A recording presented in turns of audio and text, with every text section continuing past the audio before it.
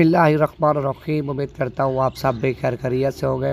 अच्छा जी, ये मेरे पास 30 बकरे खड़े हुए हैं। सारे बकरे आप चेक कर लें मेरा भी, सारे राजनपुरी और सारे गुलाबी बकरे हैं मेरा भी।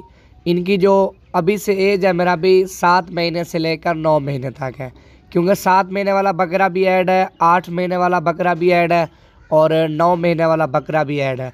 बकरे जितने भी आपको नज़र आ रहे हैं सारे के सारे बकरे कुर्बानी से पहले ही 2 दांत हो जाएंगे। ये बकरे रमज़ान शरीफ में इंशाअल्लाह ताला 2 दांत हो जाएंगे मेरा भी। अभी एक मिसाल है, आप 25,000 रुपये का लेते हैं तो 15,000 रुपये खर्चा डालें मेरा भी, 35 का पड़ जाएगा। 40 का भी लगा लें मेरा भी। जब कुर्बानी के ऊपर आपका बकरा तैयार हो जाएगा, कम से कम सेल करें 80,000 रुपये का, ज़्यादा से ज़्यादा आप हैवी लेवल पे खुराक इनको दें मेरा भी, लाख से ऊपर बिकेगा। 1,20,000 का, 1.5 लाख का, 2 लाख का। बाकी आओगे इंशाल्लाह फुल प्यार मोहब्बत करेंगे। राब्ता नंबर स्क्रीन के ऊपर।